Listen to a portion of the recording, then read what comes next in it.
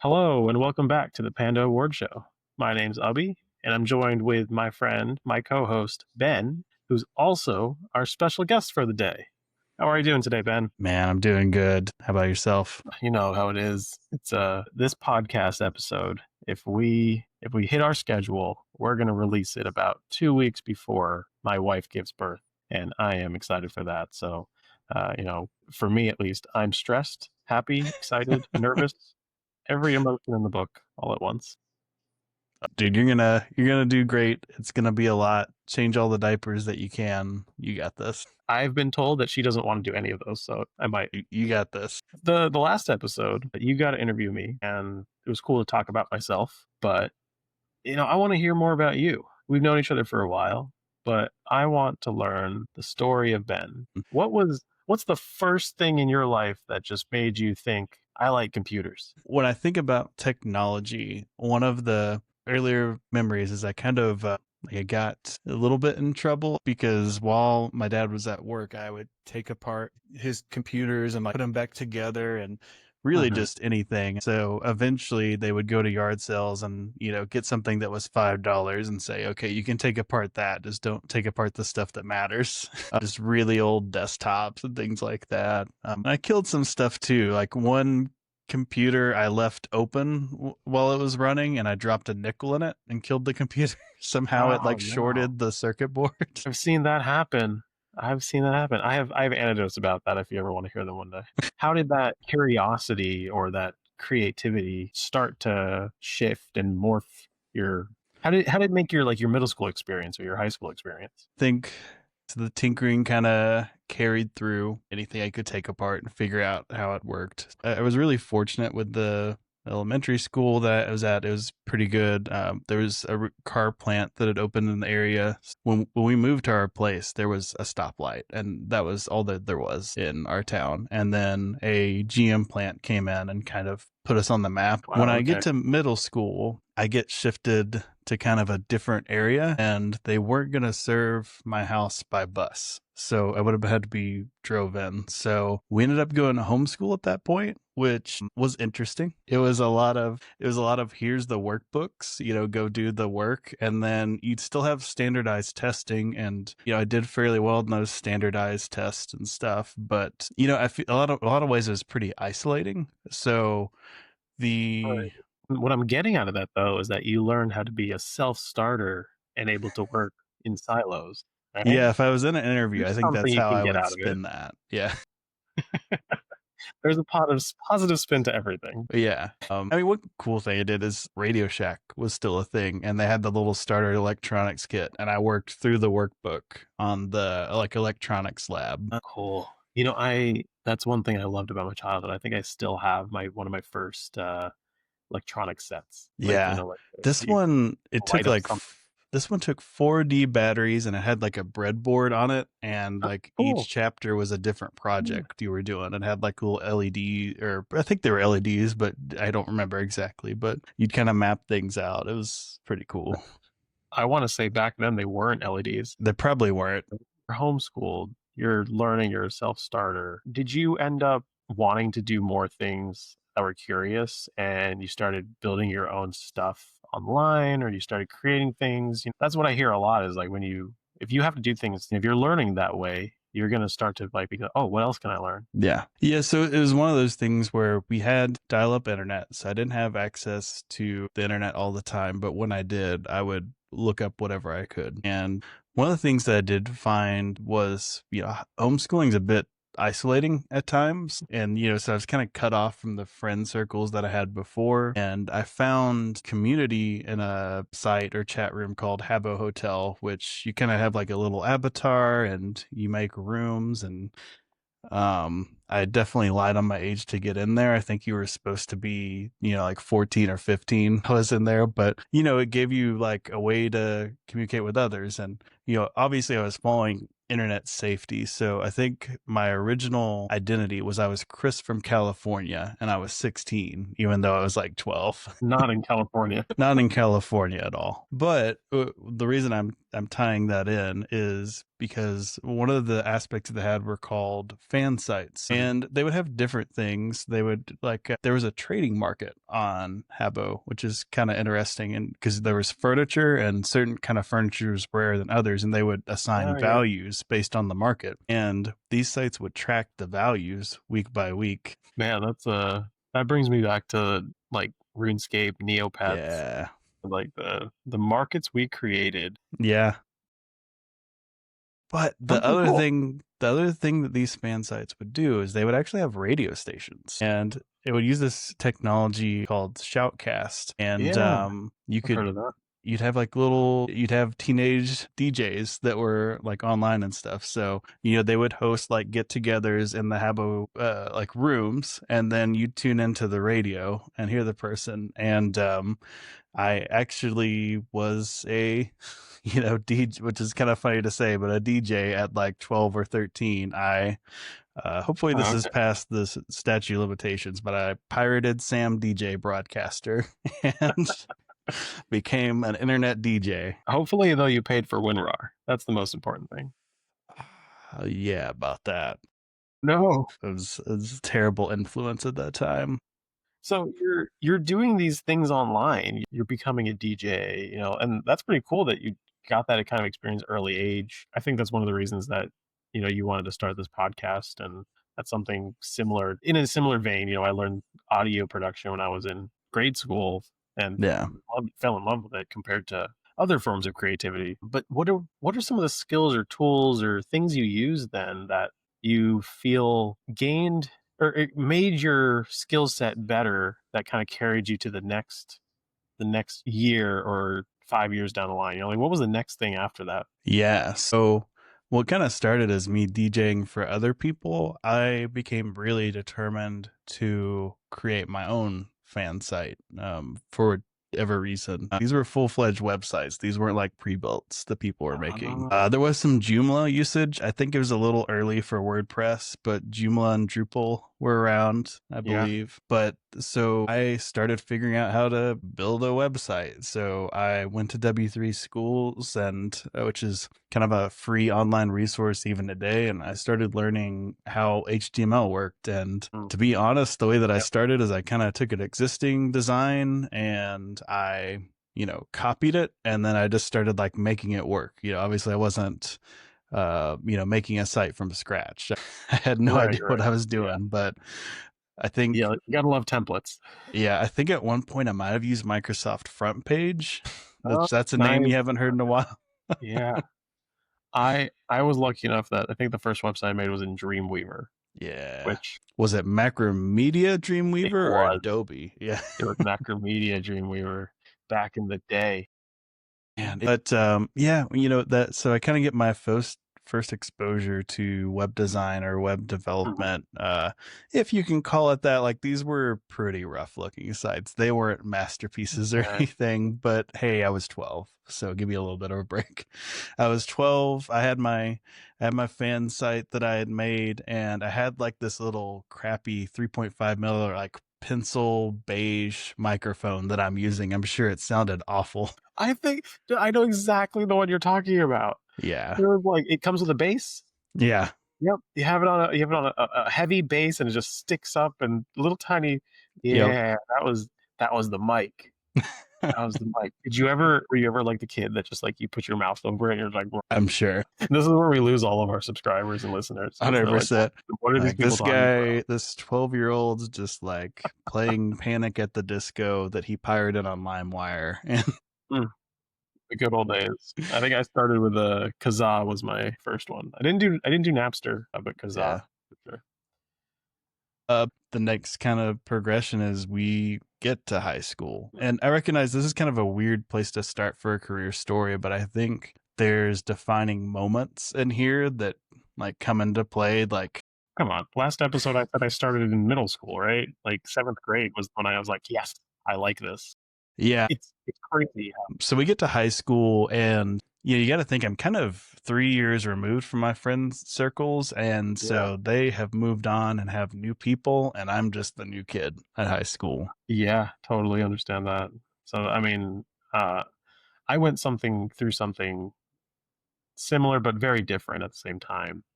And Yeah. so I can completely understand what you might have gone through.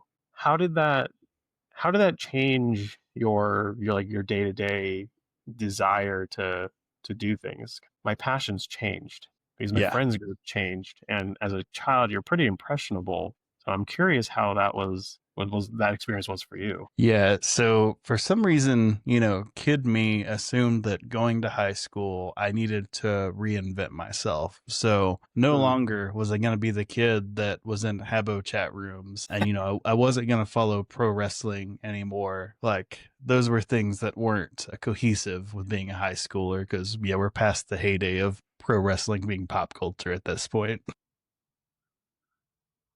Okay. And so, I think with that, I didn't really add passions back, if that makes sense. I just kind of took them away. I'm the new Mm, kid, kind of the outsider. And I really think kind of fell into more of a down phase. I mean, I was mm. doing pretty awful in school overall. I think English, I was getting an A, and then like history and science, I probably got a B, and then the rest were like C's and stuff. I got a C in gym because I wasn't willing to wear gym shorts. I got self conscious, and Hmm. if you didn't wear gym shorts, they would just dock your grade for that day. But kind of in this down point, I made a couple friends freshman year, Mhm. but then they actually moved away, the friends that I did make Oh freshman year, which man, was really unfortunate. And that's so not fun. that summer was pretty dark because like I don't have anybody, I don't have my previous passions, and at that point I actually do a suicide attempt that was not Oh my god. successful. Oh well, thank God for that. Yeah, I mean, I guess I'm here, so that part may be obvious, but Yeah. Well, that's that man. That is a tough thing to admit, and I'm proud of you for being able to say that on a public space like this. It's a big thing. yeah. I'm assuming after that happened, a lot of things I've read on Reddit or seen online and stuff is like after something like that, you have a sudden realization of certain things, or something comes to mind, or your mindset changes, your passion, your ideas change, something happens. And so I'm curious if that was anything for you after that. Did you start to change what you did on a day-to-day basis? To be honest, this is probably a little bit against the grain, but I don't think I had that moment Mm, immediately. I think instead of an appreciation for life, I developed a fear of death, is what I've kind of determined with mm, okay, my therapist. There's kind of a self-preservation there, the yin and I see. yang. And so, Okay, yeah. So that okay. experience was a little bit different for me. But I think it's one of those things where I, d- I don't know that I always healed in high school, but you go on, you continue Mhm, right, right. is kind of what I would. And I will say, like, this is skipping ahead a little bit, but I'm not much on like always on like fate or things happen for a reason always, but that experience actually let me help people later in life that were going through similar experiences, and it did let me be able to speak with them in like a little bit different Right, terms right. and help them through their own battles. Yeah, well, I'm glad. I'm glad that you were able to get some. It's hard to even think about what I would want to reply to you on this, but I Yeah. guess I'm glad that you had a somewhat positive outcome from a pretty Yeah. scary topic, and Yeah. that you're able to help others that are going through similar things. That's a huge, huge benefit for them, right? I'm Yeah. very glad that you were able to help others. Yeah, and obviously, looking at it now, like where I'm at, I have an amazing wife. I have, three amazing dogs, but when you're a teenager, you don't see that far ahead, frankly. Like Yeah, yeah. you're not that far thinking. You're just like, I'm in the middle of this and this is awful and I You don't want to telling do me it that anymore. high school relationships don't last forever? There's so much pressure on that too. Like I feel like I was in a couple relationships in high school and they were terrible fits, and it was just trying to be in relationships with people just to not be alone, frankly. So I curious if you after that you kind of had this like forward looking mindset a little bit. You wanted to not be alone. You wanted a bit more of community and camaraderie. Did you end up joining any clubs or getting involved in the outside organizations? Yeah. So I would say my sophomore year had some really bad core teachers, like the core curriculums. I didn't get along with them, which didn't help anything. But because of the school system that I was in, they actually had some what they would refer to as CTE classes, career and technical education classes. Oh yeah, yeah. And as I enter my sophomore year, one of those was web design. I was able to do that, and then there was also they had a class called programming and logic, and they Okay, yeah. actually taught us a language called Dark Basic in that. Really? Yeah, Okay. Okay, that seems a lot more fun than when I learned Basic and we were yeah. learning VB Basic. Dark Basic was kind of this, I think, in some ways simplified language, and they wanted to gamify the learning, so you would build games in this language. Cool. And when I looked it up the That's other so day, I cool think it's compared kind to of dead, but when I went through Basic, we were learning just literally just is like here's Visual Basic, create some yeah. forms and buttons. Like okay, drag and drop, I guess.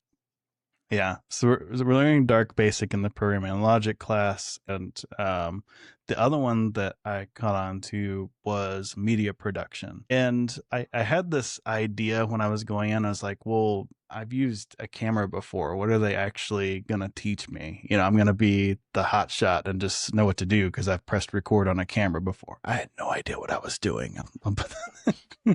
I still don't. But I got in and, you start learning about like storyboarding a video and the Mhm. rule of thirds, and you start learning what shots are called. And once you learn what the shots are called at school, you immediately start noticing the shots in your shows and movies afterwards for a Oh yeah, while. yeah, yeah. Yep, yep. It's like if you work in networking, odds are anytime you go to a hotel, you look up and you're like, yep, Yeah. that's go. Oh, that's an Aruba. Yeah, I had to get the shots out of my mind because it was annoying watching shows and noticing that what the shots were. But when you're first learning, like, oh, over the shoulder, medium shot, that's the Yep, establishing yep. shot.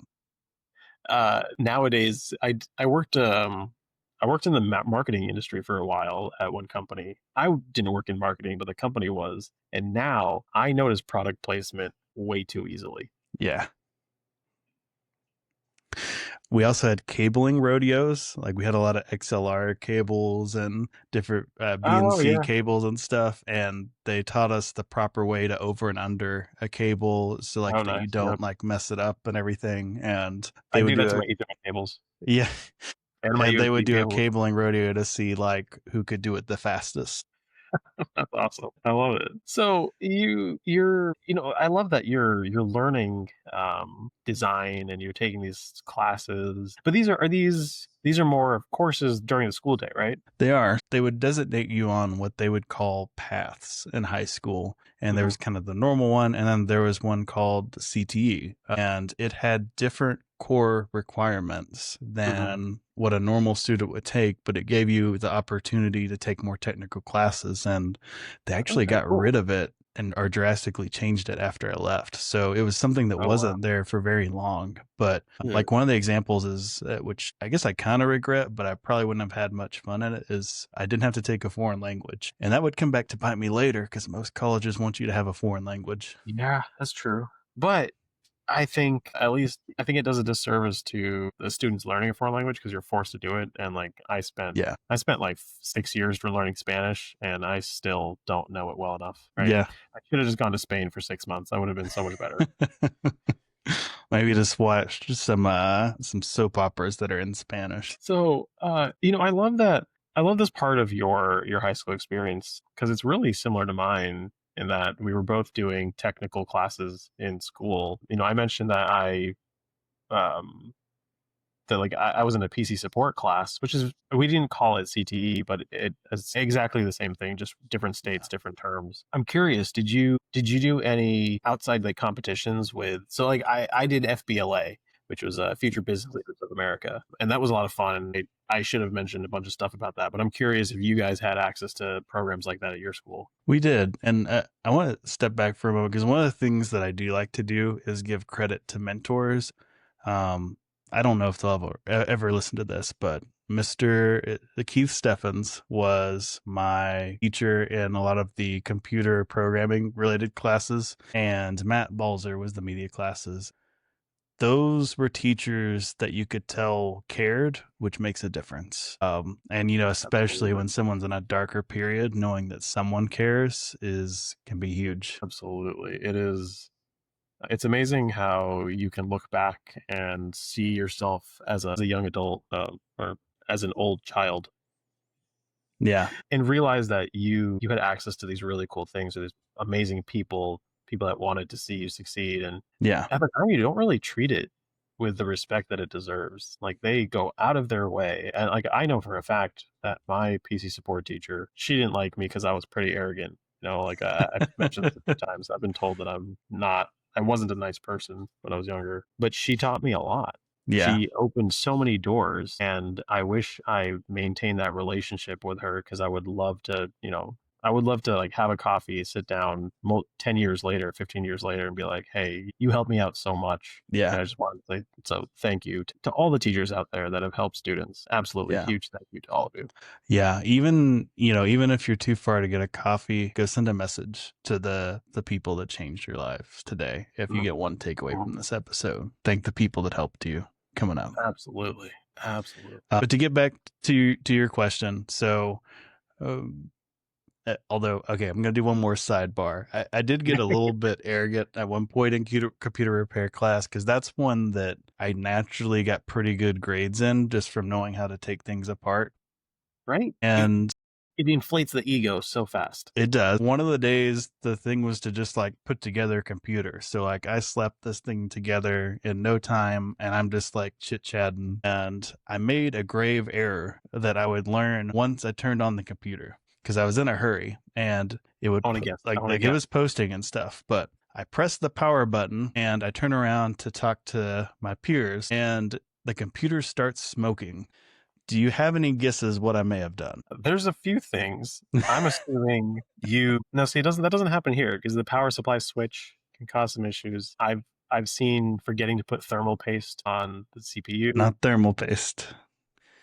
I'm thinking that you used a paper. It was pretty quick. It didn't take a while. I don't know. I want to know what did you do? So I'm putting this computer together and immediately unplug it because I'm like, well, I don't want it to continue to burn. We open up the computer and like, what happened here? Luckily, the fire alarm didn't go off, but we had to air out the room a little bit. This computer had a floppy disk, and floppy disks have 3 pins, and it's possible to put only 2 on there. So I had shorted the floppy drive, and that had fried the whole power supply. Oh man, that was a pretty humbling experience.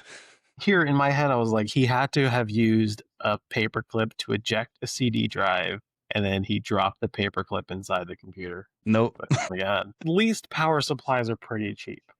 Yeah. Forgetting to put the heatsink on a CPU, a little bit more expensive. Fair. Once I got a new power supply, I was able to install Windows, but that was pretty humbling. But that's awesome. So to get back to your question, that a teacher, Keith Steffens, one of the things that he was involved with was an organization called SkillsUSA. If you haven't heard of it, at a super high level, they support career and technical education in schools, and they actually have competitions where you go to compete against other students. And they had a category called computer maintenance and repair, and it was basically sort of A+ based. And they had the opportunity and I guess the school funding and stuff, and said, let's send him to the contest for that. Nice. Okay. So we had similar things in FBLA, and I know that you have you sometimes have school testing or school competitions, county, regionals, states, districts. I don't know all the terms, right? Did you get to compete in? You just said that, right? You went to those competitions. How did you do? Yeah. How was the experience? So with that, you could compete in the same category a couple years. The first year, I won first place in regional, and I didn't place in state at all. The Okay. second year, and I don't know if I had a takeaway of what I did wrong that time around, to be honest, but I can tell you what I did right the next time. So the next time around, I placed first in regional, I get to state, and I think I did pretty well with most of it, but there was one challenge that nobody was getting, and it was drive mapping, actually. Ooh. And I was actually fortunate that our school system had like a bad drive map policy or something, because I would have to remap our school drives constantly. So shout out to the Yeah, a school little bit. system Yeah, a ID. little bit of experience. But I got to that challenge and I tried mapping it via the GUI, and I could also use net. I'd figured out how to do net use. I tried both of those and I was prompting for a password. And, I sat there for a second and I looked at the instructions and there's no password on the instructions. And I'm kind of sitting there like, I don't, like, run out of time and stuff. And so Right, I right. finally called the judge over. I'm like, hey, I'm looking at this challenge. There's no credentials on here. And when I'm mapping this, it's asking for credentials. And he put the credentials in and it came up and was like, I was looking at the sheet. Do I need to do anything else? Said, nope, that's it. Okay. So I don't know if the credentials were supposed to be cached or if the challenge was like being willing to ask a judge a question. And that's what they were testing for. I don't know. I bet you they forgot to put them on the paper. I like the idea better that it was a challenge of being willing to ask a question to the user. Right. I, It's I like like that version better. that's a hell of a lesson. It's like, sometimes you just don't know and you need to ask. Yeah, but yeah, so it's kind of funny. Maybe I'll put the picture of this on the stand because I've got this like goofy long hair and stuff. But so the way they do it, they pull you up to the stage and there's three of us. So we know that we placed somewhere. And I'm Mhm. standing to the side of the stage and I'm like, man, I'm probably like third or something. So they call the third person, I'm like, well, I might have made second. And then they call the second person and I'm looking around like, this is me. And there's like a person like directing, traffic because it's, it's high schoolers. So they directed people. And she was like, it looks like you won. I'm like, so then, I'm up at the stage and That's I think if I look awesome. at the picture, I'm kind of like puffed out. I'm wearing like this white. Yeah, you're just like, yes, yeah, that's right. I knew I'd win.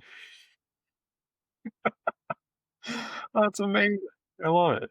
Yeah. So I get through state, and that summer you could choose if you wanted to go or not, but I decided to go to nationals, see what that was about. Mhm. And one of the main judge there was Mike Myers, who, if you don't know, Shit. is with professional seminars, and he wrote a lot of the A+ Yeah, books you would see for a lot of years. that's so cool. And he still produces content, and you can Yeah. still find his videos on his YouTube channel. And I think he does content production for multiple other testing and certification platforms. Yeah. Super cool. And he was kind of he was a like larger than life, really nice dude. Like he would wear His the cowboy cowboy hat. hat you saw in the Yeah, videos. He was wearing that in yeah. person too. I So think I have I have a Network Plus book, an old like legitimate original CompTIA Network Plus written by Mike Myers certification book over there. somewhere in my parents, I have a signed copy of the A+ book, which That's so it's cool. not worth anything, but it's cool to me. That is worth a lot to us. But it was kind of interesting at nationals. So I couldn't tell you everything we did, but one piece was you had like a part identification, and they would have some really old parts. Hmm. You would have to identify what the computer parts were. They actually had a computer with a dip switch issue, which I had never Oh, encountered, but figured out just by like reading the hate these prompt. switches so Yeah. You had to troubleshoot a computer, and the issue was the dip switches were set wrong. much. And I think the prompt, like they made the prompt fairly easy. It's like, the user said that they adjusted these dip switches from an online article and now their computer won't start. And it told you which one they adjusted. So I just like, and then it Well, there's only posted. two I'm options. like, like, is this the challenge? The challenge is finding a tool to push the dip switch. Yep. I think they did provide a tool for that, which was nice. So not a pencil. Yeah.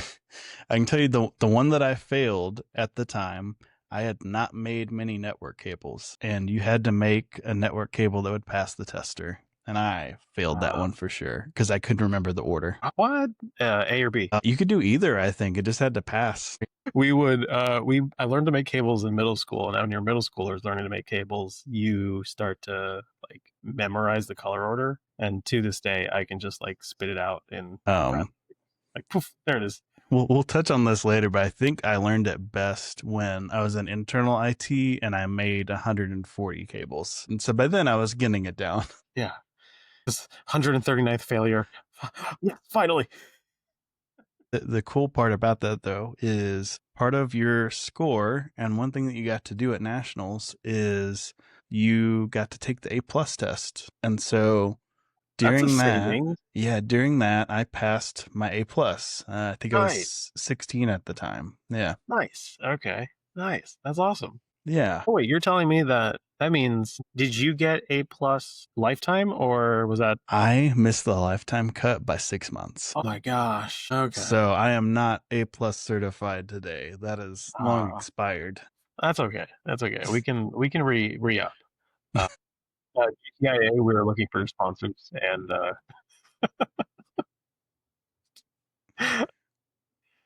so this is you're 16. You just got an A+ certification. You got first place in nationals. Sorry, I did not get first place in nationals. Oh, sorry, state.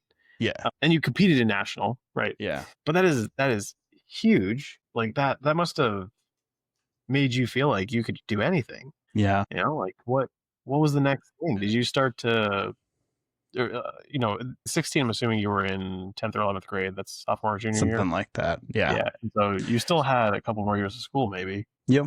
So one more thing I'll give a shout out on. We weren't necessarily sure if my parents even had the money for me to go nationals. And Mr. Steffens took the time to go to kind of a peer group that he was a part of. There was a private education like peer group for the school system, and a local bank along with a I think the other one was a marketing firm, not one that I worked for, but a marketing firm as well. They actually put up the money for me to go to the competition, which that's awesome. I may have not been able to do without that. I think that's I was talking to a friend about this, like how businesses can do more, or a little bit of a sidebar, yes, but the conversation we had was about how to grow your own business and stuff. And I was like, to be honest, the number one way that we grow our business is through community outreach. And we're not doing it just to be like, yeah, we're donating money, or yeah, we're contributing to this nonprofit. But yeah, I grew up doing a lot of nonprofit work, a lot of volunteering. I graduated high school with like too many hours of volunteering. And one thing we talked about was how the whole reason, or one of the giant benefits to contributing and funding nonprofits or contributing to your community, is that you have the chance or an opportunity to help the next person, help some kid become the next president or the next billionaire or the next astronaut or the next, CEO of something, right? Somebody, you have a chance to make a huge impact on somebody that for you as a business owner might be a drop in the bucket, but for that kid, it's what accelerates their career or changes their entire mindset or finally gives them the chance to shine. And I think that's worth it, because uplifting our youth and uplifting community is what we need to be doing more of 100%. as a society. But anyways, circling back to what you were saying. Yeah. I love that you were able to go because of your community. Yeah. And now today you're a huge proponent of community. Yeah. And I'll say, like, one of the things that obviously they didn't do it for this, like the ROI is not there, but they like did a press release, and like I had my picture in the paper after I won state from nice. These, like, because the like bank owners took a picture with me and took me to a steakhouse or whatever. So like at the time, like, oh, this is pretty cool. Absolutely. But yeah, we get through the competition. I come back. I'm actually doing pretty well in media class, and I got connected with some really good people that I was able to work with and create some cool things. And I would get signed on to, we had a weekly school broadcast. I got signed on to that team. Mr. Balzer was, I think he pitied me a little bit or something and put me on there. But it turns out some of the graphics that I created like a lower third graphic and kind of an arched like news banner type graphic. And those along with another person. And then I also had an experimental film. Basically, the video that we made was really trippy, for lack of a better term. And so they put it in the experimental category, and we won that year. Dude, that is Yeah, I mean, it was a state level, but I mean, yeah, still it's awesome. Yeah. Now I have my A plus, which I'm kind of hoping opens some doors for me. And so the first place I apply was Geek Squad, which is, we learn in your episode is a place that you had a short spurt in, but I would actually be rejected by mine. They weren't liking what I was putting down, but I was 16, so I'll cut them a little slack. When I worked at Best Buy, I think they refused to hire minors in Geek Squad. Yeah.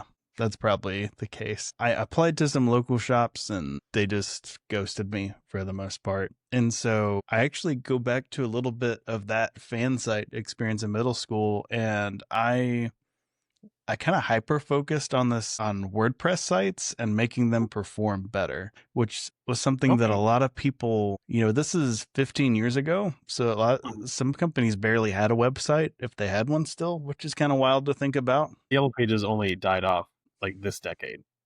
Yeah. But, people would put these themes up and stuff, and they were made horribly inefficient. So, DSL was still a pretty common thing, and you'd have these sites that would take 10 seconds, 15 seconds to load. And, at that time, people are just going to give up and not visit your site, honestly, like if it's that slow. And so I started, Google came out with a tool called Page Speed Insights, and it would tell you where your website was horribly inefficient. That's still around, right? Yeah. It looks a little bit different today because obviously a lot of practices have changed. But so I would start to identify like what was slowing their site down. And I went on a site, this is a minute ago, but a site called Fiverr, and I put up gigs and I would make like $5 or $10 speeding up WordPress sites and fixing issues with WordPress sites. Okay. That is a man. I wish I did things like that when I was 16. And I mean, I had a surprisingly, I don't know, I probably fulfilled 50 orders or something like that, which, for a high school kid, that's pretty good. Yeah. And I'm assuming that you weren't, these weren't $5 jobs. I definitely undercharged.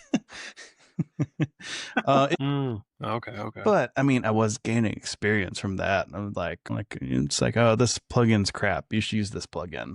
This plugin's why your site's broken.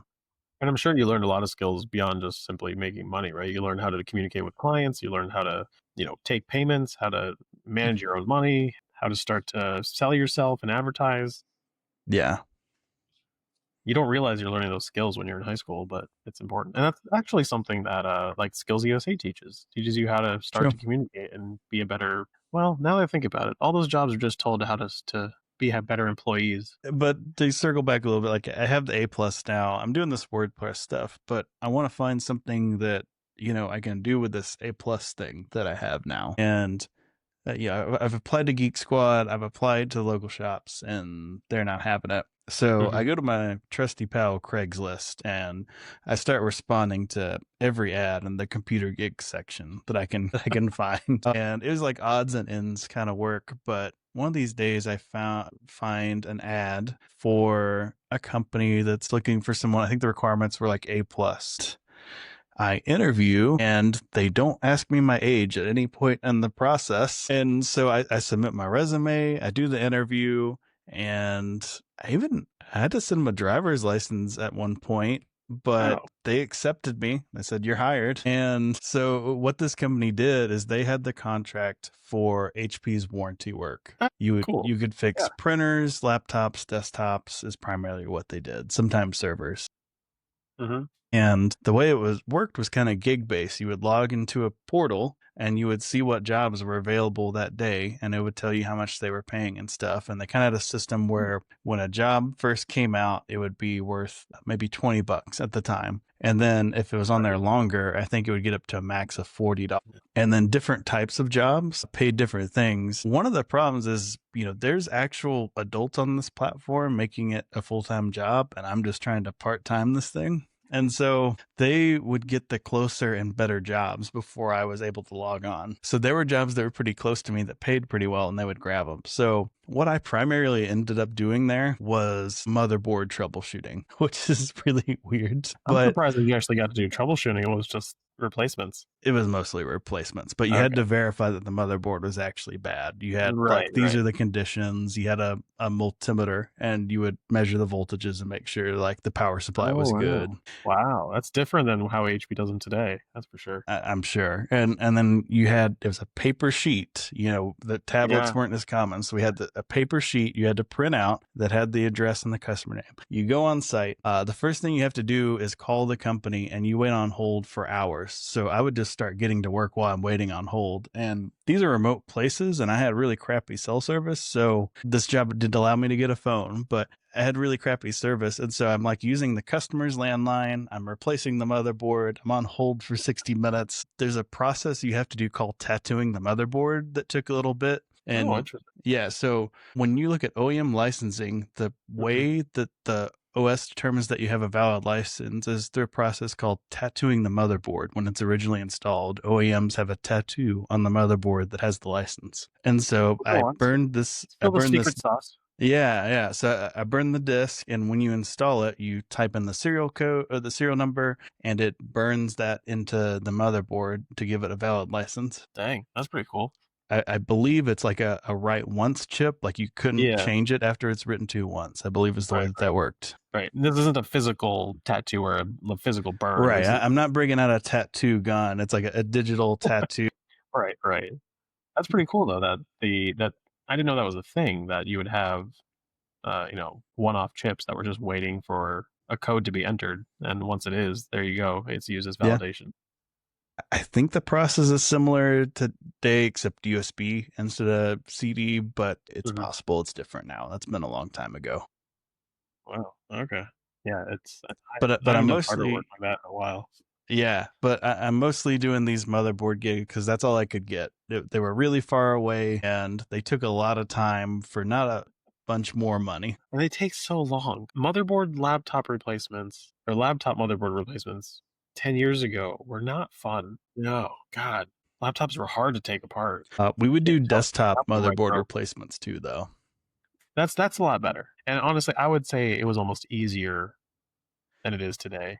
That's true. But things have gotten so small today. It's I can't, my fingers don't fit. So then I start to look for a little bit steadier work because I'm getting these one-off motherboard replacements, and they're kind of a pain. And I'm driving, my crappy little high school car, which I had a car, but it wasn't the best car. It was tried to break down on me a couple times. But I find a little bit more steady job. There was a marketing startup this is another one of those things where I was at the right place at the right time, I guess. But they reached out to our school and do you have anybody that would want to intern? And so I got a position. Yes. Yeah, I got a position at this marketing startup, and the role that they gave me for my internship was IT ninja. So that was my first kind of that was first steady job title was IT ninja, and it was web focused. And so I would build these little tools. One of the things that they would have me build would be web scrapers. My web scrapers were not terribly efficient. They told me that they didn't want it to go too fast and get them blocked. So I made ones that were much slower than they probably should have been. Sleep. And I'm gonna be honest. I thought I knew what I was doing. I was on the peak amount stupid. I'm looking up, on websites to figure out what I'm doing and pasting together internet code. And I'm getting the job done. But yeah. Yeah, you weren't supposed I guess to know that's anything. what high school interns are good for, is pasting internet code together. Better or worse than AI code? that's a tough one. I didn't hallucinate things that didn't exist. It's the internet meme picture that has like the old car with the lanterns on the front, I think is a good illustration of it, where you paste something from the internet and it's accidentally fancy in one aspect. So I love that you went from just a few years. You went from just starting to, figure out what you wanted to do and what you liked kind of, Yeah. to having a job. And this is Yeah. you're still an adult at this point. You're still a kid. Yeah. This was my junior year of high school. I got hired at Wow. this company. So did you continue to go down that path? Like when did you step into like your quote unquote first real job? I will get there in a second. I'll tell you really quick, because one of my mistakes is I did not do a good job juggling all that or communicating with the boss that I had, that I was overwhelmed because I started this job in the summer Okay. and then school came back up. And frankly, I was overwhelmed with everything. I was going to school, and then after I got off school, I would work for 6 hours to 8 hours there. And then I'd go home and try to learn more stuff and be up till 3 a.m. and then get back up at 6 a.m. was my routine. And so Wow. I didn't know what this was or that I was, but I burn out, frankly. So I burn out, and it's not a good working relationship. And do tell them that I'm ready to move on, and but it wasn't a good fit for me. And my senior year, I kind of start focusing back on kind of some of the freelance stuff I did and not having a steady job again. Because Gotcha. and maybe if it was at a different time, like if I would have got that job after high school, I think I'd probably would have done a lot better. But just the way the cards lay sometimes. Yeah, I mean it's really hard sometimes when you're trying to learn how to do a job and going through those formative years. Yeah. I mean, hell hath no fury like a teenager's hormones. Well, and that doesn't help, right? Because at the time, like I'm starting to build a friend circle too. So like I'm not getting to hang out with the friends that I've made very much. I'm working all the time, and like my school grades are suffering, and so it wasn't a good fit. I should have quit the job before school started again and came back in retrospect. So what, I think I like that you're reflecting on that and you realize that now, but back then, you probably didn't realize it. So No, I mean, in was the some next aspects, thing? I was kind of a little bit of a cocky kid too at that point, because like I had my A plus. I'm starting to Right, feel a little bit like hot stuff, kind of. right, And right. so I get out of there. I've saved some money up, so I try a few different things of making money. I invested with like a shady Forex guy and lost a little bit of money on that. I bought Just a little?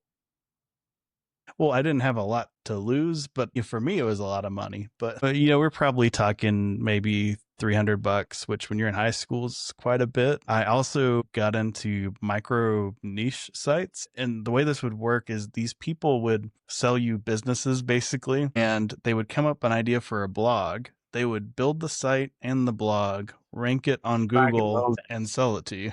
And then the idea was you would bring in AdSense revenue. I had some really weird ones too. I had one was called Turtle Facts. I had Trending Tote Bags, which was a per site, and I had Netbook versus Tablet. Oh my God, I remember those days. Oh God, netbooks were the worst. Really Yeah. fun, but God. And the idea was you would capture these long tail keywords where people were searching for things. And because your domain was Netbook versus Tablet or Tote Bags, you would get picked up and get the AdSense revenue or other revenue for that. Back before everyone knew about Google search trends. Yeah. But so I mean, so I like that you went from having like a formal job, working at a desk, you're all over the place, and you're approaching, you're approaching adulthood. I do have one more twist, because why can't I should have a bunch of different jobs, I guess. But so I get towards the end of high school, and I'm not sure if IT or web development was the right thing. I can tell you that when I was in web development, it was in office. Remote work wasn't really a thing. And I sat in this cubicle that was 12 feet high, or at least it seemed like it back then to me. And they just put me in a quiet corner, and I didn't get to interact with anyone else in the company. They just had me making these tools. And one of the thoughts I had is, I don't think I can do this for a career. Like, this is awful being in this cubicle. Yeah, I can understand that.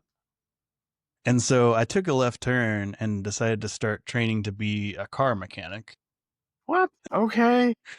I actually get a scholarship to a technical school to learn how to be a car mechanic. Okay. And so, I mean, at least in your defense, a car mechanic is the same as a computer technician. there's When a you lot of get down critical to it, thinking involved if you're doing a good job. yeah, it's like it's the same stuff, right? You troubleshoot, you twist some stuff, you swap out some things. There you go. Just one Yeah. has more fluid than the other, unless you're dealing with water cooled systems. Yeah. So I graduate high school and I'm kind of picking my next path of what to do. And I have this mechanic college skip. I kind of want to go to college, but like I said before, I didn't have the foreign language that they wanted. So they wanted me to appear in front of a board and explain to them why I should be admitted to their college, even though I didn't meet the requirements, which Oh, felt kind of yucky to me. interesting. Okay. So I didn't do that. During this time, I mean, Mr. Steffens comes in clutch again, and he's had someone from this IT company reach out to him and ask him if, they have anybody that wants to like have an internship or be involved or something. And he forwards it Another over to internship. me and he's like, hey, do you have any interest in this? And so that is when I am introduced to what the heck an MSP is. I still have that question sometimes. So this is your first foray into like a full-time job is at an MSP. Yeah. Holy crap, that's like trial by fire. It is. I'm curious, like what did you start out as a level 1 tech? So when I started, my title was intern. And Okay. the thought Truly kind of was that I would be there for a couple months and then maybe I'd go to school, the technical school, or I'd figure college out. But I was just going to be there for the summer and make a little money. Gotcha, And okay. I mean, I thought I was doing pretty well because I think I was making like $14 an hour. So, coming out of high school, like my friends are working fast food. And I'm like, oh man, I Right. got this going for me. Right. So, now that you're at an MSP, you're interning. Yeah. You're only going to be there for the summer. What kind of stuff were you doing? What did you fix? Like, what did you start to realize? Like, oh my God, there's so many different things you got to know. Yeah. So I can remember the first ticket I got was an Adobe Reader issue, and it had something to do with the margins. And I think they were expecting it to be a little bit of a challenge for me, but I Googled it and I came back like 10 minutes later and I went to the boss like, hey, I fixed that. Do you have anything else? And they were like, okay. They're like, oh, we got stumped on that. I guess the new kid. Googled that. I don't think they were stumped. I just thought that they just thought, I was just going to be some kid to hang around for the summer or something. Right. Like he may be a little bit useful after all. They were just like, just need to check a box off to say we did this. And they're like, yeah, never mind. I guess this person's able to do some work. Yeah. But so then like I kind of learned more and more. Like there was a network admin named Adam who is a super nice guy. At the time, he was kind of burnt out. And the thing that I always remember about him is he really liked to focus on one thing at a time. I think I could say that, and that would be true for him. And, MSP life, you're shuffling a lot of things. And so he'd already be working on a ticket or a project, and he's going along, and then someone would link him with an issue, and he would just start angry typing. He had the IBM buckling spring keyboard, and he just like, he's like responding back, like, did you try this? Angry, or was it just really mechanical? It was a little of both. It felt personal. I'm going to be honest when I bothered it. But so what I did, like I kind of picked up on that. And, some of this may be my trauma, but I kind of picked on that, like, how can I help this situation? And so I would try to be the least annoying person possible to network admin. So when I came to him with the problem, I would have a detailed list of everything that I tried, which were the things that he had told me to do before. I would write down everything he told me to do before when these issues would come up. And I'd say, okay, Adam, I tried all this. And then his typing would slow down a little bit. He's like, let me look at this. That's the sound that he would make you go. And I got yelled at doing that once. And I had some really cool opportunities where like I would stay late just to learn more because he would work late. And so I got to be involved pretty early on and like helping them move between data centers. Cool. Okay. And, I'm just the guy like moving cables and stuff. I'm basically labor, but you get to start to pick up on some of that stuff that you normally just wouldn't be exposed to. Right. We moved from a Windstream data center in Nashville down to this data center that was closer, and a little bit easier to get to, and not in downtown Nashville with all the traffic. Because there's nothing worse than having a downed server and having to fight traffic to get to it. That's like a mistake that I think, or not a mistake. I think that is something that a lot of people don't realize. Yeah. That you have to know, how do you get to your data center on the worst possible day? Yeah. And if you don't know that, if you don't understand that problem before you sign to get into that data center, you're for a hell of an awakening at some point. You're learning from Adam. You're learning from your coworkers. Yep. And did you start to pick up on things that they were doing and be like, oh, I can take that, I can use this, or you can... Yeah. And jumping a little bit, another good mentor I had, kind of the person I was working under, was Dan. And I would refer to him as almost a customer service expert. And he really gave me like a lot of mentorship on how to give the customer a good experience, and frankly, how to deal with angry customers and, all the above. But yeah, as I move along, like I start coming up with improvement ideas, and I was probably annoying at times, but I wanted to make a positive change.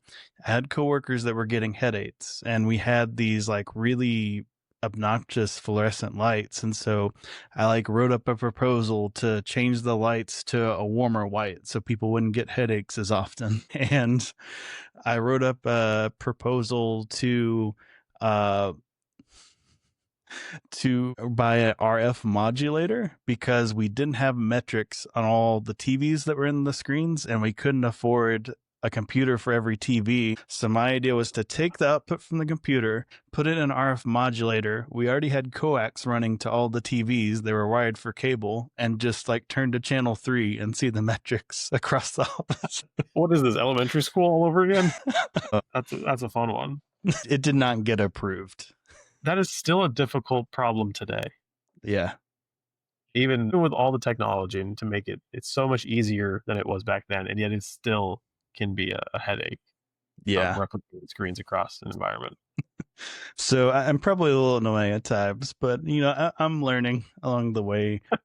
The other thing I do when I stayed late, my boss would play League of Legends, and he invited me to play League of Legends with him. I don't know if he expected me to say yes, but I was like, okay. And so we'd get to the end of the day and deal with all of our tickets, and then we'd play League of Legends, and I'd main Master Yi, main Ashe, Vayne, eventually Jinx, some of those characters. Yeah, that's fun.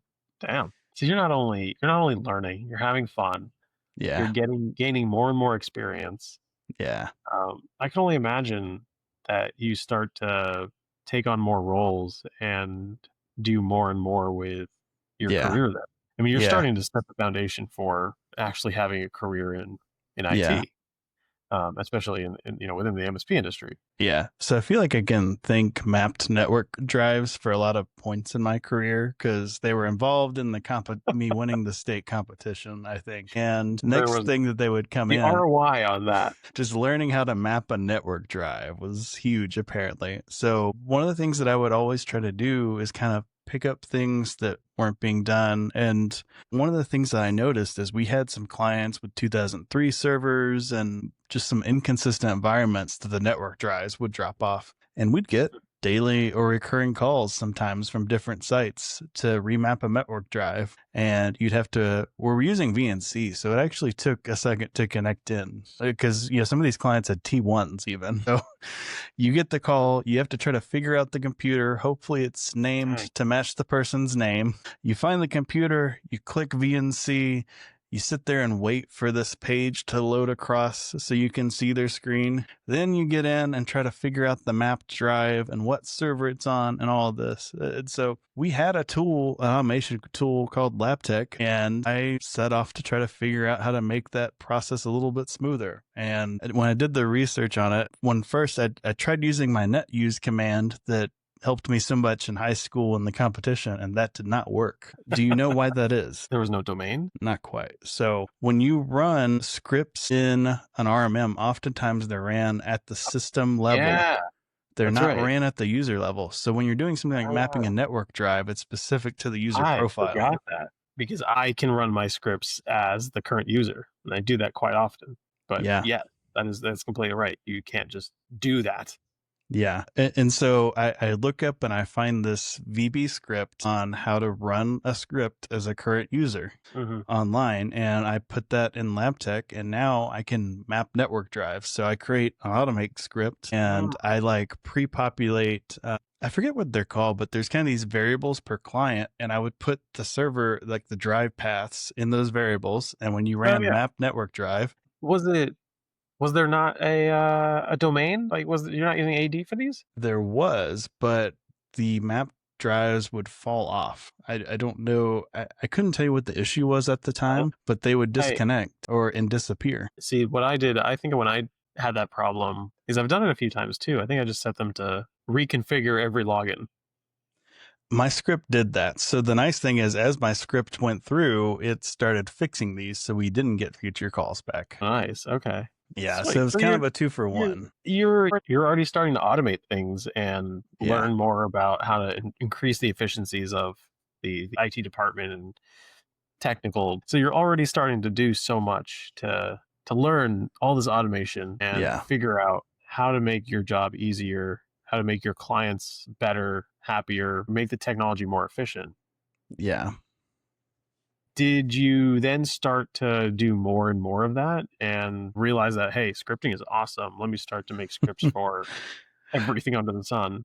I start to get more things, and I continue this path of looking for what's not being done and trying to pick things up. And there wasn't a lot of automation happening. There was a lot of reactive support happening. And as I did that more and more and started building more things and implementing things that were shared online, I think our lab tech rep maybe even reached out and offered a discounted cost, or I couldn't tell you the pricing details, but the company decided to send me to the Lab Tech Boot Camp, which was our RMM. They had an actual Nice. in-person boot camp you could go to. Yeah. So I go down there and I'm loving it. I'm in the Tampa area at their headquarters. And it's the first time I take a taxi, and the taxi driver drove wild on the way to Tampa. Yeah. But I get down there and I am like loving the training. I couldn't tell you the name of the trainer. I wish I remembered. One of the things that I actually got out of that I wasn't aware of is there was a site called LabTech Geek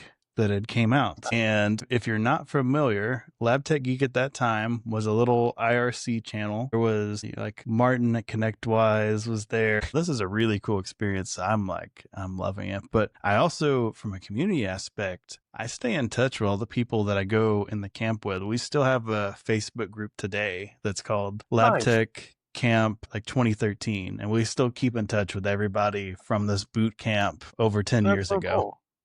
Oh, that's awesome. There's definitely something special about maintaining those relationships over time. 100%. How you might not talk every day, but it's just cool to be able to have something shared you can kind of center yourselves on. Yeah, just those friends you see now and then. You're like, oh, hey, bud, how you doing?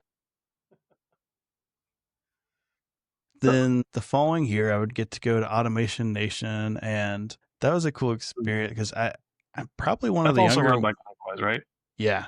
Yep. Yeah. Automation Nation was, primarily based around lab tech. And right. I'm probably one of the younger ones there. But, I'm getting to hang out with a lot of people that I've seen in the chat room and posting on the forums. I'm like, oh, these people are in real life now. And you get to see kind of the new things that are coming out. I don't know if I had rose-colored glasses. I don't think I did, but it was a really cool experience for sure. But I built all this knowledge, and my MSPs kind of like, hey, he's pretty good at this kind of stuff. And we were in peer groups, and I would actually start doing some basic consulting for other MSPs in our peer group that were using lab tech, and I'd help them do very basic stuff that they weren't doing today. We'd start help building software deployment automations. Nice. Okay. So you're not only did you learn more how to do your job more easily, so it doesn't waste your time, and two, so you don't make mistakes because if you do the same thing over and over, you're bound to screw up at some point. 100%. When you're onboarding a new user, it's not a good time to mess up. Yeah. And, we actually kind of make this little practice, I guess, where we're also selling lab tech to internal IT clients. And nice. Okay. It's probably weird for them to be learning from like a 19-year-old, but I would go on site and I would run like a very short version of the camp that's just like, here's how you use lab tech. Hey, I taught a senior citizen group when I was 18 or 19 at the time. Literally, I was teaching a bunch of people that were 4 times my age. Yeah. How to use the iPad so that way they can FaceTime their grandkids. And they loved it. They were just like, this is great. Yeah. Right? I bet you those clients were just like, this is awesome that we can learn this cool technology, and then they can take it and run with it, right? No one cares about your age when you're learning something cool. Yeah. Well, as you're doing this, as you're, you're starting to do more and more. I'm assuming then you continue doing more and more. Are you starting to like now you're the head honcho for automation at your MSP? Where does that lead? Because I know where you are today. I'm trying to almost predict your path, and every time I attempt, I'm wrong. So I want to know what the next twist in your story is. Yeah. Well, I'm still just, technology consultant or whatever the role was. I thought you were going to say you were still intern. No, but by this point, I think I'm going to stick around. I'm not the intern anymore, but I am like the level 1, technical consultant, frontline help desk, and then doing this other stuff on the side. And so, what better thing to do when you're tier 1 than why don't you start a side hustle? And so I started a digital car magazine. Man, of all the things you could start, you started a magazine, and here I'm like, he's going to start offering residential service because his MSP probably doesn't do residential, or he's going to start, tutoring lessons for high school students learning technology. But no, I kind of saw this void in the type of car that I liked and was passionate about, where there weren't any blogs or anyone writing about them, but I knew that car, which was a Chevrolet Cobalt, was too small of a niche to do a magazine on just that. And someone had done that before and failed. So I'm like, I know what I'll do.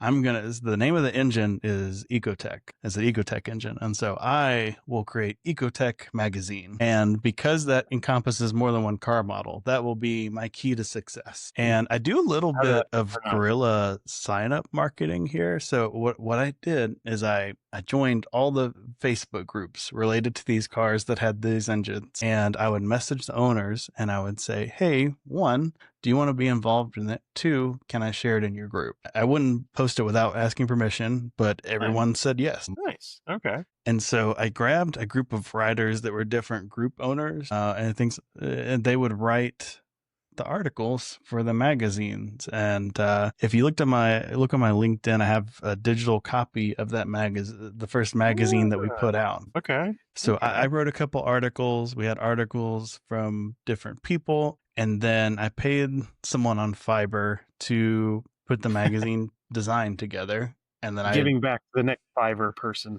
Yeah. So, and then I put together a website and put the magazine on there, and we got 20,000 people viewed the first magazine. What? Dang. That's a lot. Another strategy I had, and I couldn't really tell you where I got this from, but on these Facebook groups, we ran a competition to vote for who had the best Ecotech car. And so they had the link to the magazine in the picture, and they would have all their friends vote on their car. And we got to post in all these groups running this competition. And there really wasn't even a prize. It was just being a part of the community and being in the magazine. But that got us a ton of viewership. I had people that were deployed reach out to me via email because they were kind of restricted in what sites they could access, and they would ask me to email them the magazine, which was kind of cool. Absolutely. That is crazy. I would never expect that you were able to like find like success in getting your content out there at your first foray into production, print Yeah. media, but digital. We go along for a couple, don't get it too excited because we go along for a couple of issues, and I'm looking at it, I'm like, I don't know that I want to put the money into this to Ah, have the designer do it every time. okay, okay. And I was like, this doesn't make as much sense. Like I didn't have the smarts to look for sponsors, and because there were definitely companies that would have sponsored it, but I just didn't have the networking or connections to make that happen. Mm, And I okay. was like, I'm kind of putting money into something that's not going to go anywhere. And so I gave up pretty early on that because I'm also doing this IT job thing. So I'm really curious. What's your next thing? Because you're starting to do more at your MSP. You're not getting the title you deserve. I'm assuming you're not going to get the raise you deserve. You're starting to branch out into other things, and they are not working. So what happens? What's the next step in Ben's career? I'm chugging along with MSP, and they gave me a couple little raisins, but I felt like I was bringing a lot of value to the company, and I was working a lot of hours. I was salary at this point. They said, I think they thought I was working a little bit too much overtime because I'd take whatever I could get. And I would do productive things. I wasn't just killing time, but I would work a lot of hours. Hmm. And Nothing wrong with that. and I just felt like I was worth a little bit more. I had another offer from one of the MSPs that I went to boot camp with that would have been for a lot more, but I didn't really want to move to Louisiana because again, this remote thing that it wasn't possible for IT people to work remote. That'll never Right. work. Of course. So I'm going along, and for everything, that first MSP, from some of the horror stories that I've heard, they didn't treat me poorly. I just felt a little undervalued, and as a young kid, you're kind of frustrated when you feel like you've hit a ceiling and you can't move forward. And so, Yep. um, Yep. by kind I of know that. happenstance, I actually have the old startup marketing firm that I'd worked for. That person had Ah, started a new company, and they reached out to me and let me know that their IT manager was leaving the company and they mhm. wanted to know if I might be interested in that position. So, That I mean, besides pivoting careers if you end up taking that job, but the fact that you had an old boss that reached out to you and you were an intern, right? You were yeah, not a fully fledged regular employee. I was You were probably a bad intern, but I think he did follow my story from there and kind of saw, like, this guy's doing IT work, and, maybe we both had some growing to do, that sort of thing, as we yeah, would talk but more. for you to leave an impression, I think that's one of the most important takeaways is you never know when a past connection gets you even a connection or Yeah. that links you to the next step. That's why you Yeah. never burn bridges. It's important Yeah. that you always treat, even though you might not like the situation, you still have to treat it with some respect because you never know when it's coming back to hopefully not bite you but treat you right. Yeah. Their IT manager had left. He was getting into college IT. He would actually work for one of the big colleges in the Nashville area, and I Hmm. think he had a good time there. He eventually moved on to some stuff even cooler than that, but that was what he felt was right for his next step in the career, kind of leaving this gap at this marketing firm. And so I did the interview, and I really prepped for this interview. I didn't take it for granted that it was someone that I was new. In retrospect, it was maybe a little bit cringe, but what I did, and I'm sorry, SNS, I used the office printer for this, for my job interview. I printed my resume on the office printer. And the other thing I did is we kept track of customer surveys, and I had a lot of really nice customer surveys, and I printed out all those Nice. surveys and brought them with me. I need to dig those up. Those are always good to read. So I go to this interview. They have like pretty common for IT jobs then and now to have a little quiz. So they have like a 2-page quiz the existing IT guy comes up with, and I get pretty much all the questions right. When it gets to the port questions, the key thing that I would say sometimes is, I'm not sure, I think it's this. And the nice thing is we're going through a list of ports together that he's asking, and then later on I'm like, oh, that's not the port, it's this. So I would go back and correct myself. I hand them the stack of customer surveys, which was probably a little bit goofy, and then I had a tablet and I showed them like some of the cabling work that I was doing, and different projects I had worked on along the way. Okay. That's pretty cool. I mean, so you prepared, you had your stuff ready. You were Yeah. just like, I deserve this. I bet he was just like, you already had the job, dude. I don't need Yeah. to see any of it. Yeah. He's not the kind of guy to say that, but probably in his head, he's like, okay, dude. I So, don't know what this means. I didn't really know what kind of money would be involved because I'm just interviewing for this job and I'm going to see if I can make a little bit more there, or if it's a better Right. fit. And they send me an offer, and it's for, I'm not even 21 yet. It's for $60,000, Wow. which for That's at like that great. time was a lot. Right. And you I don't know if we clarify this, but you hadn't gone to college. Right. Like this is 65 with just a high school diploma at 21, right?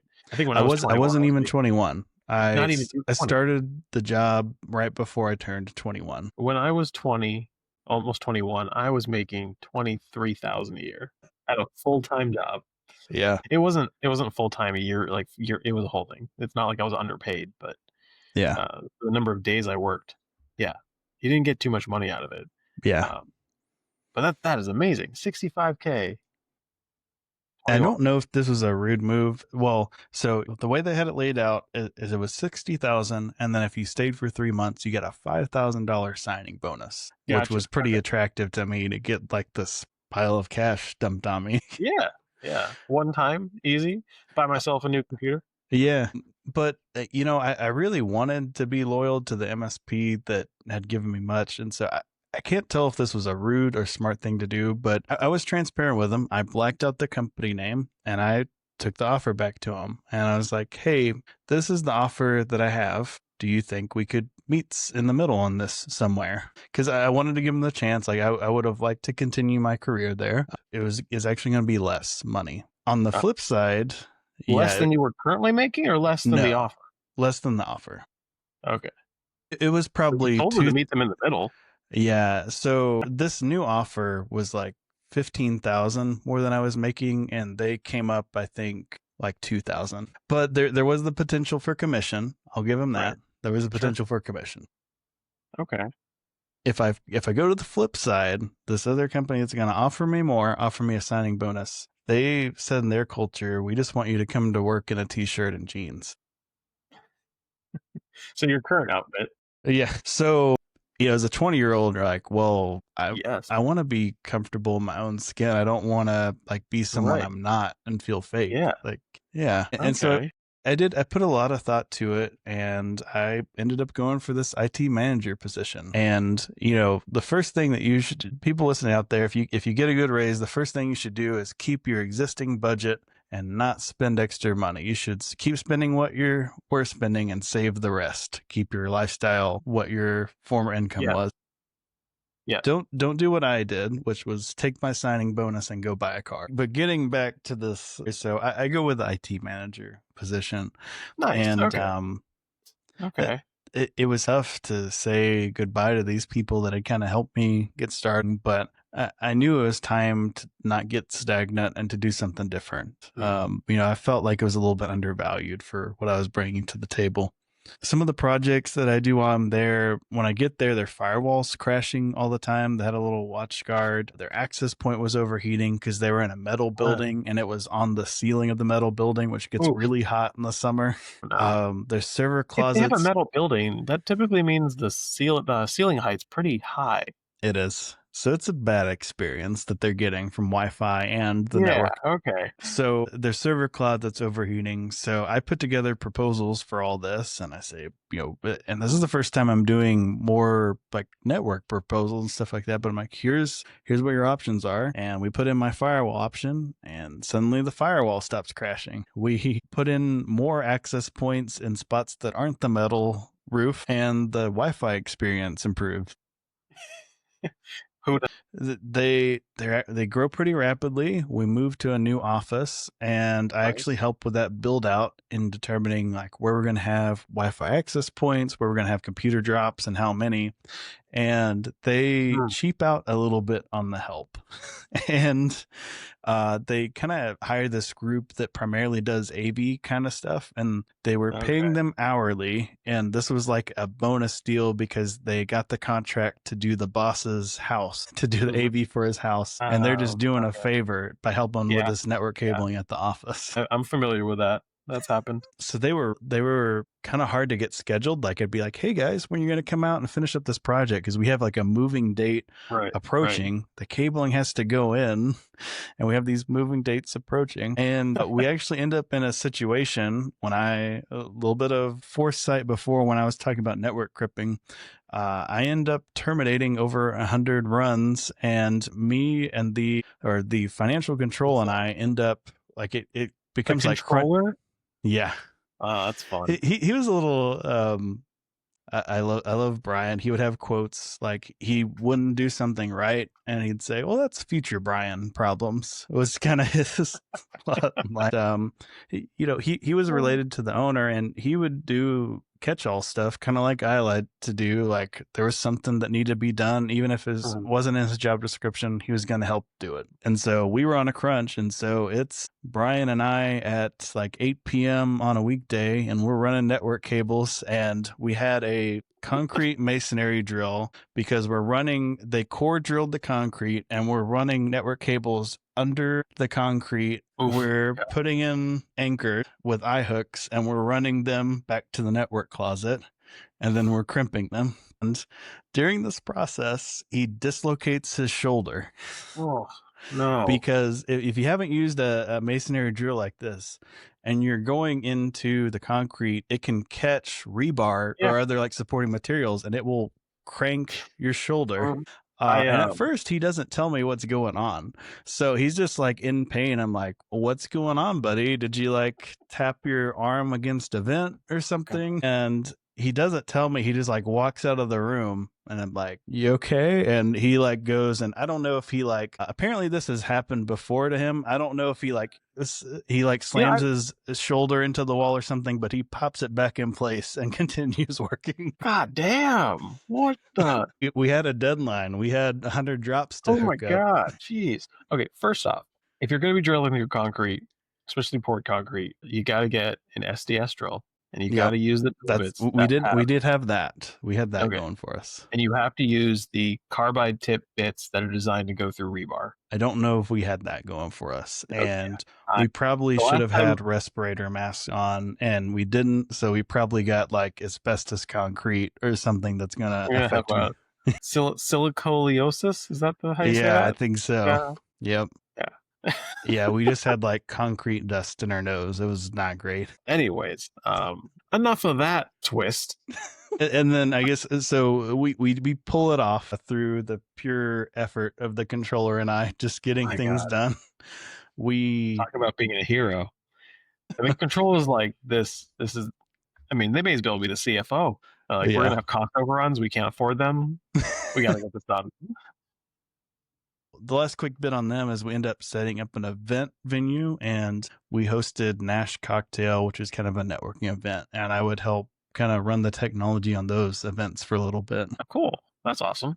Okay, so Um, a little bit of internal, a little bit of external. You're doing some fun stuff. yeah, Okay, we cool. I think the statutory on this is out too, but the owner like was in a disagreement with our neighbor and made an agreement to give them internet off of the building. So we set up a point to What? point from our building to their building to resolve a disagreement. Yeah, That's pretty because entertaining. why not? Yeah, why not? Sure. But ultimately, I kind of grew restless. So we get through all that, and then we have this big move and stuff. And I'm knocking out IT issues, but there's not as much of the project work coming. And I start getting put into tasks that I'm not as thrilled about doing. And I'm still 21, so I don't do a good job at communicating that to my manager. And I kind of grow restless a little bit, and I believe I was on a performance improvement plan, and I made the decision that it was time to look for something else. Gotcha. Okay.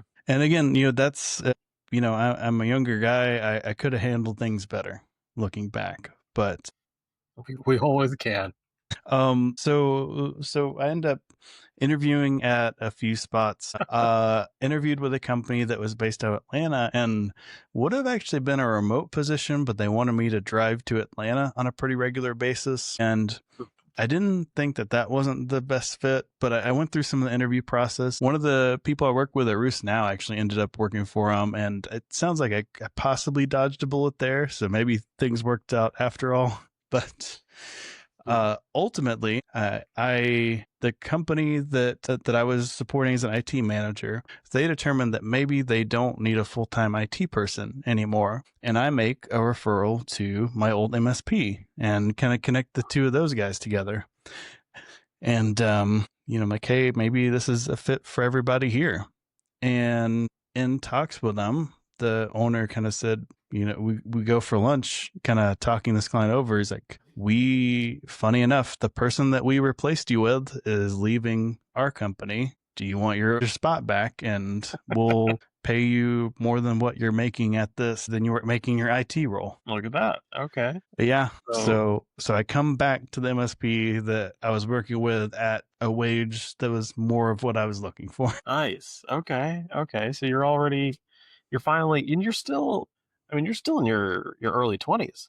Yeah. I don't think I might have turned 22. I may have not even turned 22. Damn, and dude, we're making a little bit of a job hop here. And you're already you're 22, if that, and you've already gotten two former bosses to call you and be like, "Hey, I want you back." Yeah. That's pretty. I feel dope. really fortunate. Not everybody gets that opportunity, and Oh, yeah. it's not always things that they do. Sometimes you can show up and still not be recognized. I mean, talk about. I'm thinking about it now. I'm like, think about like you from bringing the lonely kid in middle school to being the sought after employee that people want to be around, talk to, and work with. So, hey, I Yeah. love it. I love it. So you very interesting that you've now gone back to your roots in the real world, right? As we want to call it. How did that end up? Because you're not there today. So, and I know, there's a lot of time between then and now. It is. And so I'm curious, how did your path continue to evolve at that MSP? What was the what did your title become, or what was the tasks you were handling? And what set up the stage for you to go into, and what I'm trying to get here is you're working for Rewst today, a company that's all about making automation the easiest thing in the world. Yeah. So, what set up the foundation for you to become an automation expert? Sure. So I'm probably going to fast around a little bit just to be respectful of everyone's time. I know, we're running a little bit long, but I'm going to kind of we're covering 7 years here, and we're going to fast around it a little bit. So I come back as a senior technology consultant. I continue to do good work and become a lead. And then I continue to do work and become eventually a CTO of the company and brought on to part of the leadership team. Nice. During this, I kind of become what they would call a hat collector, because I'm continuing to do what I would call picking up things that aren't getting done. So we would identify processes or positions that weren't being done, and I would start doing them. I did a little bit of technical sales. I did some of that lead work. I did some project work, just a little bit of everything along the way. I was also involved in our hiring process, which I loved doing. I found that really enjoyable, and it's one of the things that kind of led me to believe that I might like making this podcast. As my favorite part of the interview was learning everybody's story. Cool. Okay. I mean, I think that's one thing that I've always enjoyed too, is I think it's one of the reasons why this episode's a little longer than we thought it might be. I think we both have a really big passion in just wanting to learn more about the people behind things. And so anyways, you're doing more and more. You've dawned into a CTO. You're stepping into a leadership role, an executive role. Yeah. Was it a true real role? Was it one of those titles that doesn't mean so much? I think I had CTO on my resume at one point. Yeah, And I'm then going when to I be was looking honest. for the It next was job, probably I a little removed bit. it because it made no sense. Yeah, I'm going to be honest. It was probably a little bit of a bloated MSP title, if we're completely honest. I'm doing Oh, some of those things. I'm leading some of that direction, but it's probably a bloated title. so you're both level 1, level 2, level 3, automation experts, sales, CTO, and you have to go get the snacks. That was something that I would actually do. I would go to Sam's Club and pick up the office snacks Yep. during my lunch break. Yeah. Yep.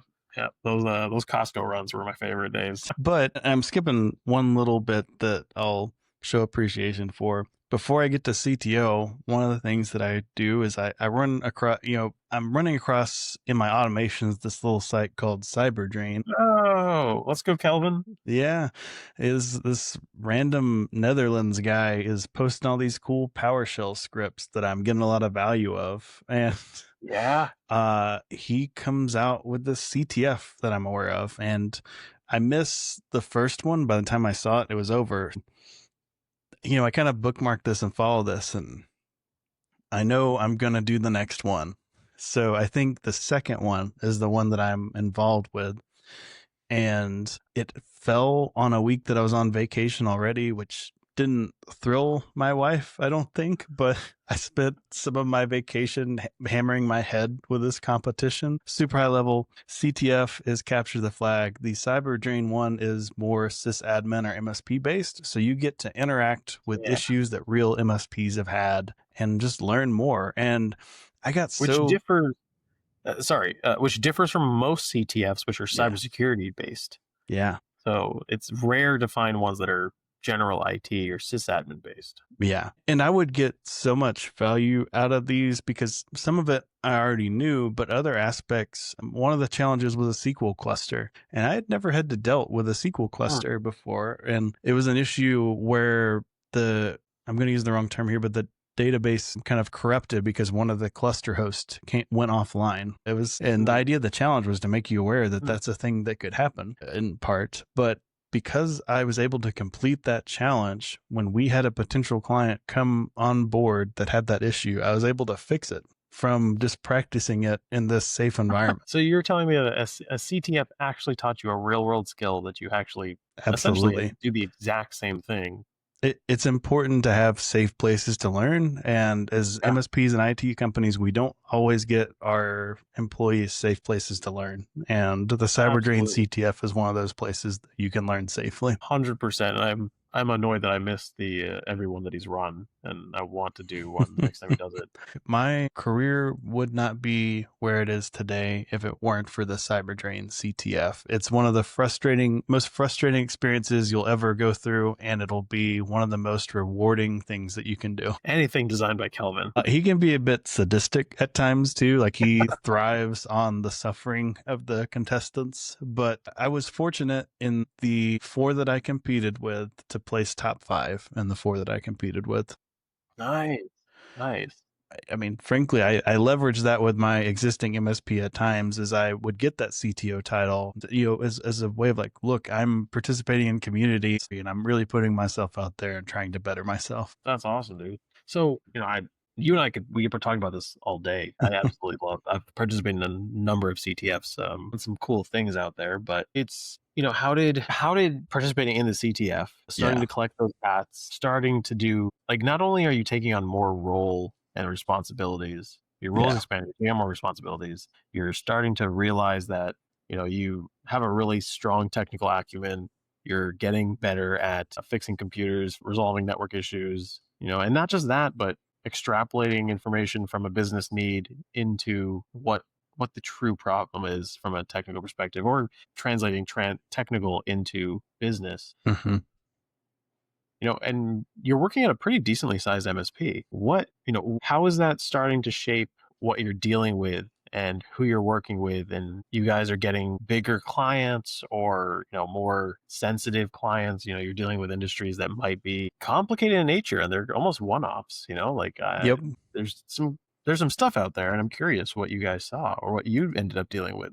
Yep. So one thing that I'll kind of tie a bow on the CyberDrain CTF, some of the outcomes of the CTF is Kelvin forced me to learn APIs, which was something that I was not looking at all. And while I was at my MSP, I got to build out automations and different automation platforms related to APIs. Now that I knew them, we started offering projects to clients like, okay, I can make these two things talk to each other. And so I was able to bring in additional project income that the MSP wouldn't have otherwise. Then we get to today.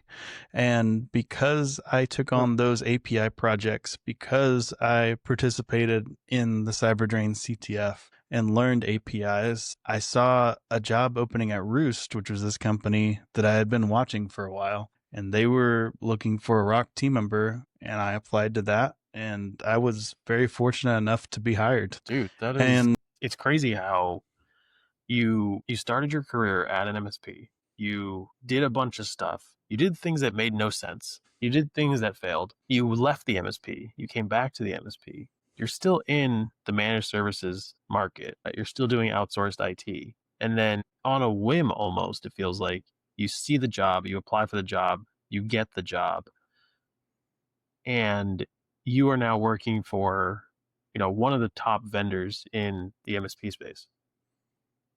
And that's, I mean, you went to the dark side. Sorry. I did. And there's a little bit in between there because I couldn't decide if I wanted to work for a vendor. And I saw this crab guy on LinkedIn whose name was Dean. And I'd seen some of his stuff on Reddit, and then he starts popping up my YouTube feed and teaching me how an MSP business actually works. And so I was taking that information and it was driving some of those sales conversations I was having, some of the conversations that I was having with the MSP owners. And I really, if I stayed there, I wanted to be more involved in some of those financial conversations and provide input and value.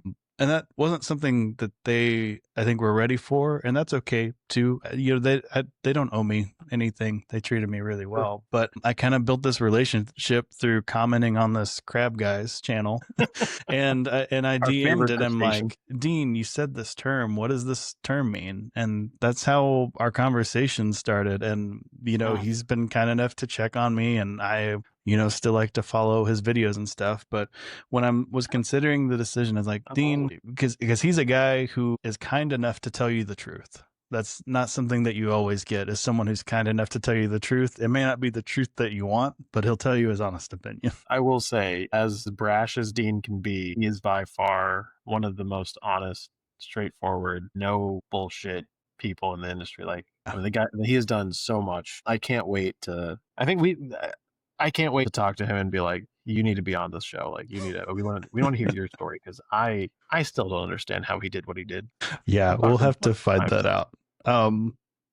But I'm talking to him and I'm like, Dean, what do I need to know about being a vendor? He's like, first off, when you move over to the vendor industry and you go to conferences, you're vendor trash, and none of the other vendors will want to give you free t-shirts anymore. That's not true. You all trade all the time. And, he told me some other things that were really valuable. I kept it vague. I don't know if I thought he was going to like tell my boss or something and I was going to be had that I was looking at another job, but I kept it vague, and I was just like, what should I know? And he gave me some very honest feedback, and with that feedback and just some other thoughts, I talked it over with my wife, who's, always obviously been a big aspect into all of this along the way as well. And, I made the decision to go to the dark side. Hey, that's a big change.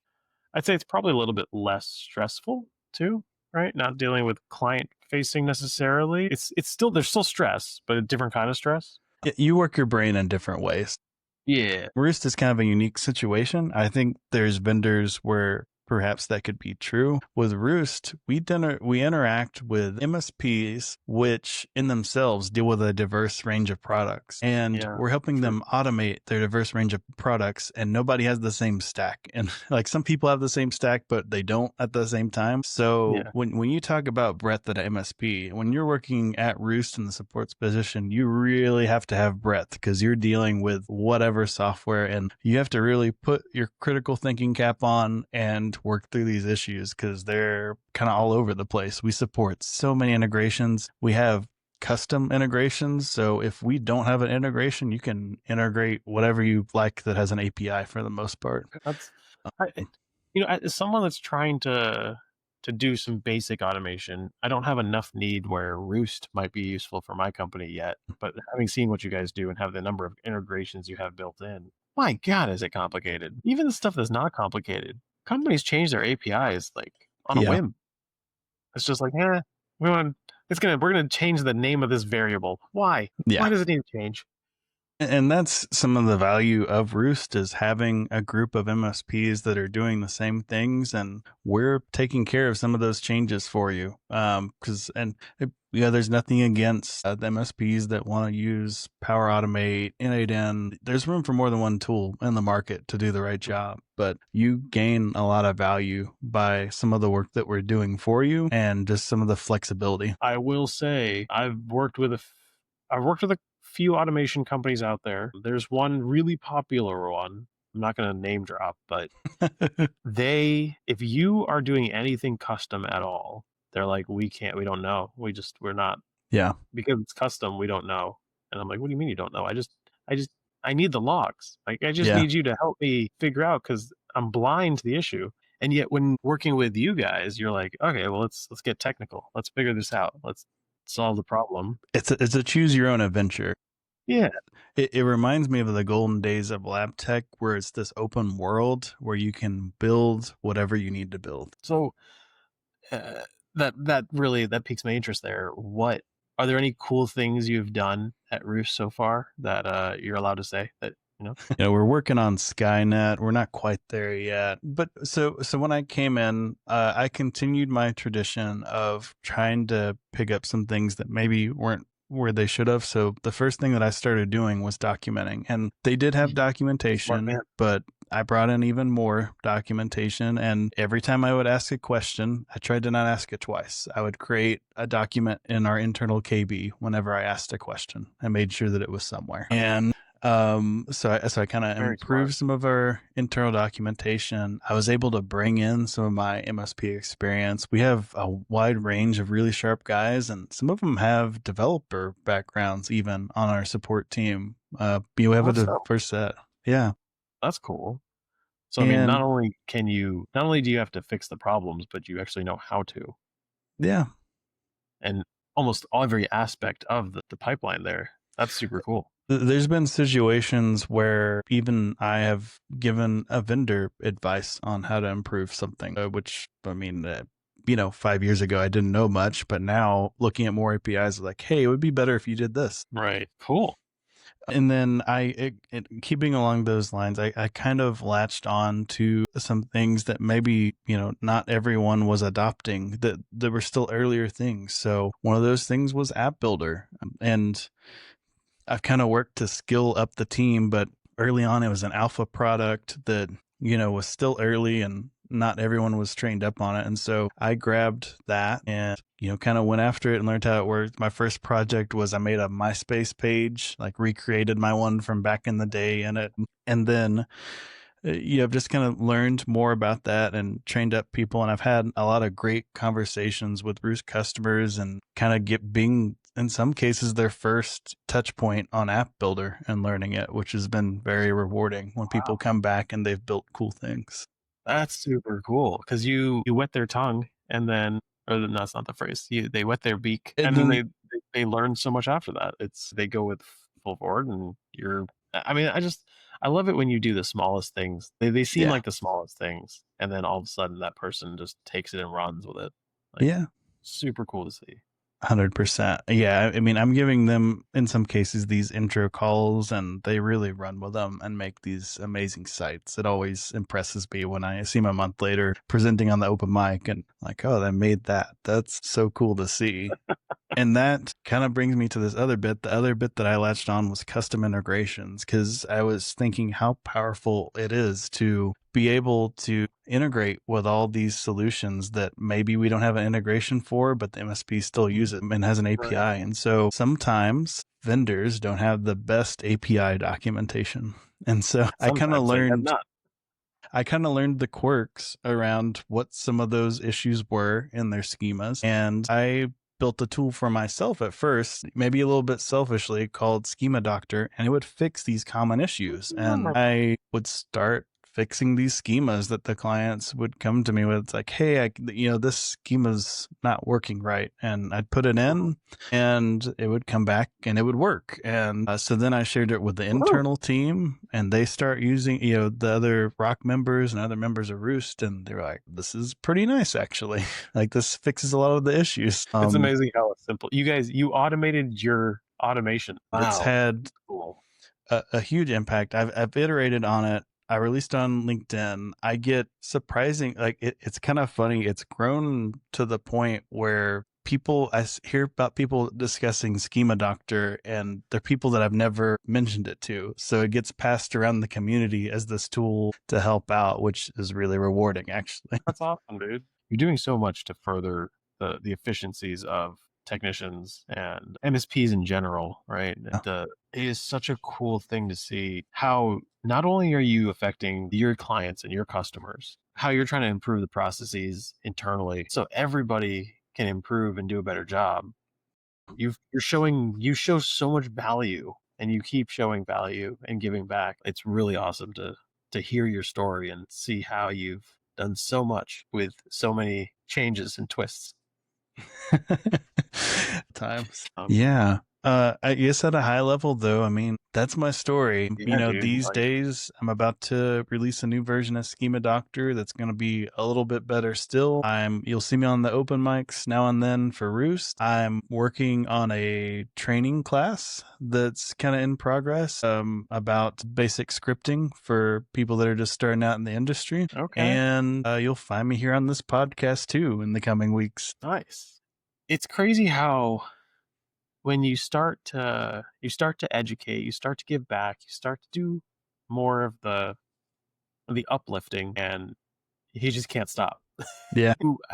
I think one of the coolest things about it is that you start to learn more about yourself. You start to get better at figuring out how to do things more efficiently. One thing that was a problem for me during COVID is that I stopped talking to people because I wasn't in the office anymore. Yeah. And it made it harder for me to verbalize my thoughts. I started to lose the ability to speak fluently or cohesively. And even now, I'm still struggling every now and then to put together a train of thought that makes sense. Yeah. It doesn't help that we're recording this a little late at night, but hey. But Ben, I mean, this absolutely amazing to hear your story, learn more about you. I'm so happy that you and I are friends and that we get to do this together. And I can't wait for the next thing you do, whatever the next Schema Doctor is going to be, and continue doing this podcast with you, man. The pleasure is all mine. I'm really grateful to know you as well, and I'm grateful to be a part of this podcast. I think I'm hopeful that we'll be able to impact some people with this, even if it's just one person. That's enough. Reach out to us. Feel free to reach out to us on our website, on LinkedIn, connect with us. We're open, and we want to help uplift you in your career. But this is literally the thing that we wish we had when we started out, and just being able to give back to you is going to make it so that way the industry just keeps getting better and better no matter what. Yeah. Thank you so much, man. Thank you, everyone, for listening to us ramble through this. We'll see everyone next week. Take care.